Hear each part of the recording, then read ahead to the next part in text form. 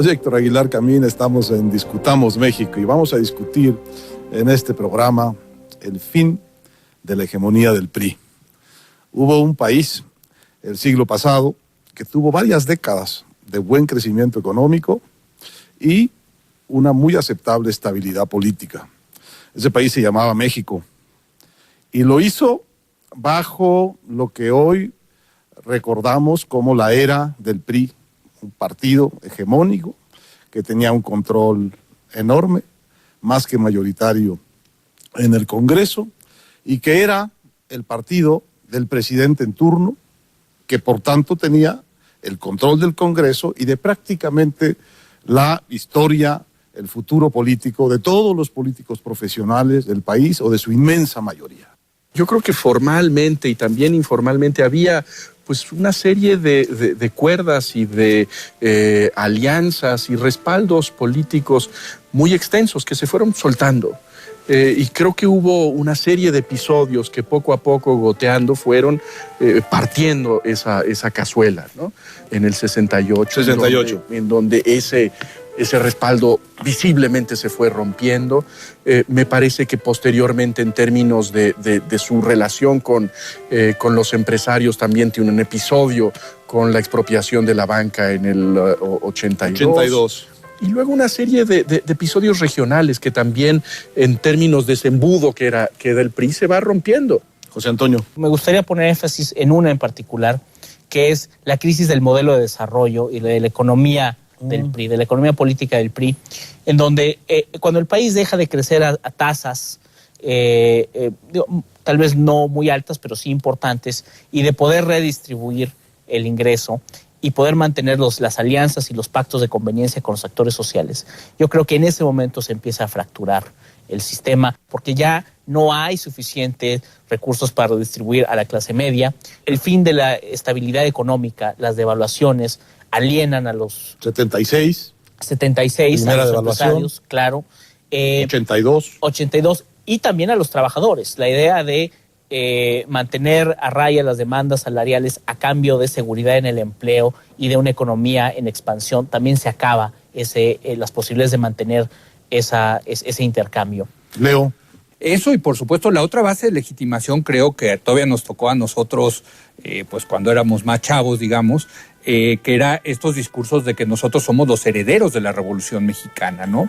Los grandes discursos de los presidentes en donde hacían una línea directa entre Hidalgo, Juárez, Carranza, Madero y ellos, ¿no? Y López Portillo, que yo creo que para nuestra generación pues ya sonaban muy huecos, ¿no? O sea, pues, ¿qué tiene que ver José López Portillo o Luis Echeverría con la Revolución Mexicana? Sobre todo, yo insisto, en un contexto de penuria económica. Yo sí creo que es muy importante el 68, como decía Jesús, pero creo que el sistema del PRI y el PRI como partido empieza a tener grandes problemas con las crisis económicas. Y es muy claro cuando ves cómo vienen las crisis y cómo va perdiendo votos el PRI en las distintas elecciones, ¿no?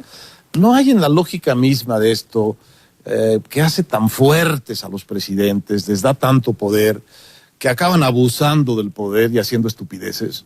Fíjate, en el caso yo creo del 68, Héctor, la decisión de reprimir a los estudiantes la podemos comparar con otras decisiones de regímenes autoritarios donde en la ciencia política se ha escrito mucho al respecto.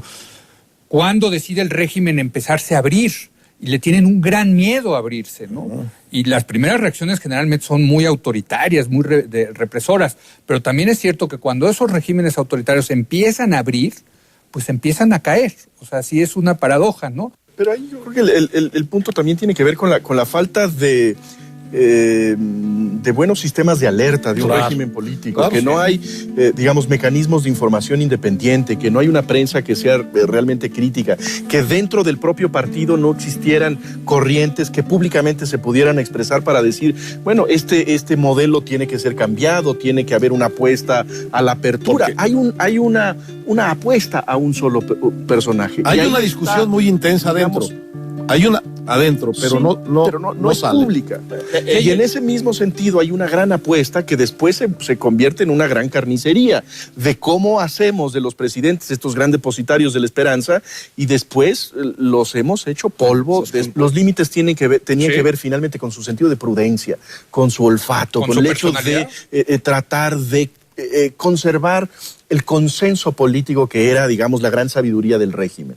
No empujar las cosas demasiado hacia la izquierda o hacia la derecha, no beneficiar demasiado a un grupo perjudicando al otro.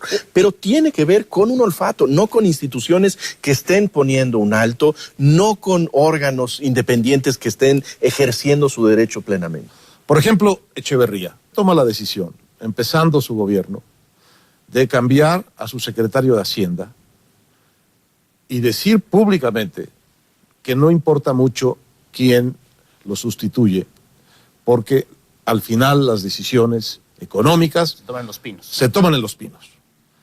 Lo cual es quitar de la mesa un factor de equilibrio muy importante, que es el señor que dice, con arreglo a sus criterios tecnocráticos y a sus números fríos, cuánto puedes y cuánto no puedes gastar.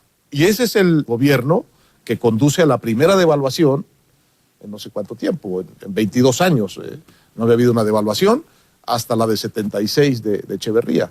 Y tiene que ver un poco con ese suprimir a ese molesto personaje que le está diciendo no tenemos dinero. Pero tiene que ver Cosío con Villegas, en este ensayo muy famoso de la crisis de México, habla de la estructura política mexicana de alguna manera como una especie de diarquía, en donde hay un liderazgo político tradicional, pero también se está incubando un liderazgo técnico, económico, de personajes que están tomando las decisiones con sus números y haciendo sus cuentas.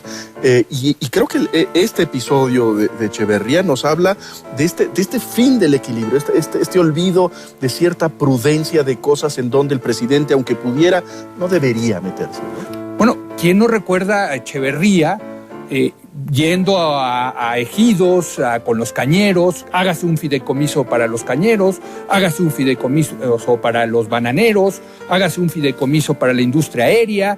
Y bueno, terminamos con un Estado que realmente pues, no podía financiar ese crecimiento. Y nadie ¿no? le decía, ya no se puede. Ya no se puede, sí. Pero el 88 es como la quiebra electoral de todo ese pacto que se ha venido erosionando, que carga la ruptura moral del 68, el voluntarismo presidencial de los 70, la crisis del 76, el supervoluntarismo presidencial de los 80 con López Portillo y la quiebra todavía mayor, ¿no?, del 82, y luego un horizonte de un sexenio gris de cero crecimiento, cero expectativas, el inicio de la crisis, y al final de este sexenio, la ruptura en el PRI.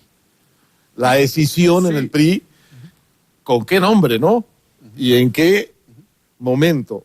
Cuauhtémoc Cárdenas, ¿no?, el hijo del general, que encarna en sí mismo toda una simbología de la historia de México, se cinde desde dentro del PRI y efectivamente conduce a la gran crisis electoral de la que el PRI no ha regresado, ¿no? De esa quiebra electoral, el PRI ya no se va a recuperar, sino hasta salir del poder. Ahora vamos a terminar con eso. No, para poner bien la historia, porque en 88 el PRI no se sabe si ganó, perdió, ahí la duda, pero es un